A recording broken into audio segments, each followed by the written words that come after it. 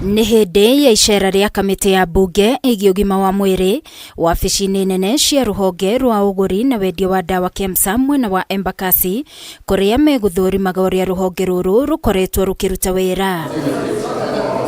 Na thutha wa gũcera nyũmba-inĩ ici cia kũiga ndawa, mũrũgamĩrĩri mũnene wa KEMSA Andrew Mulwa nĩ amenyithirie kamĩtĩ ĩno ĩrĩa mũikarĩri gĩtĩ wayo nĩ Robert Pukose atĩ rũhonge rũrũ nĩ rũkoretwo na moritũ nĩ kwaga kĩgĩna gĩa kũigana. One of the major challenges, Chair, is the issue of capital erosion that was caused by the COVID-19 supplies. In two ways. One, Chair, we had a lot of stocks expire in our warehouse, and therefore that was loss of capital. And we also had some products that Chair are slow moving, up to about now 2.3 billion. Mulwa nĩ augĩte mathirĩ marĩa rũhonge rwa KEMSA rũtarĩhĩtwo nĩ makĩria ma ciringi birioni 6. Haha kaunti nyingi onacio irĩ na mathirĩ, na kaunti iria itororoketie na mathirĩ manene nĩ Kilifi, Nairobi, Kakamega, Homa Bay na Tharaka Nithi, ũndũ ũrĩa ũkoretwo ũgĩcũngĩrĩria kaunti nyingi kwaga ndawa. Currently the counties owe us 3.2 billion Kenya shillings.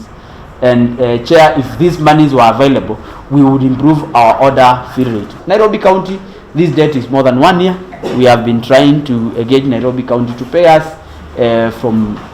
this order was for December 2022.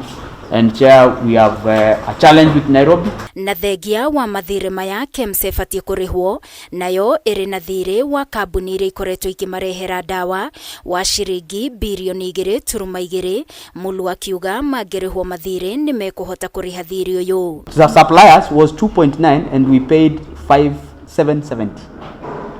We paid 5,770 last week. We would want all our national referral hospitals to procure at least 70% of their commodities from KEMSA. The 30% they can procure from other entities. Na kuona rũhonge rũrũ rwa KEMSA no rũrarongoreria gũkorwo rũkĩandandũra motungata ma kwendia ndawa gĩtarũ-inĩ kĩa Afrika, na oho gũtigĩrĩra thirikari nĩ yametĩkĩria kwendagĩria ndawa thibitarĩ cia andũ kĩũmbe, kamĩtĩ ĩno nĩ ĩmorĩtie kũgũraga ndawa ciao ĩmwe kwa ĩmwe kuma kambuni-inĩ cia gũthondeka ndawa, ũndũ ũrĩa ũgũteithia kũgũithia mathogora mao. KEMSA needs to go to the manufacturers and buy at a price that is even slightly lower than the wholesale price. Ihinda-inĩ o rĩu kamĩtĩ ĩno nĩ yũrĩtie Ministry ya ũgima wa mwĩrĩ kwaga kũingĩrĩra wĩra wa KEMSA, kuona ihĩngĩca nyingĩ ikoretwo ikiumana na ministry kwenda kũnyabara wĩra wa KEMSA. When you look at even the reports of the COVID-19, the calls were being made from the ministry.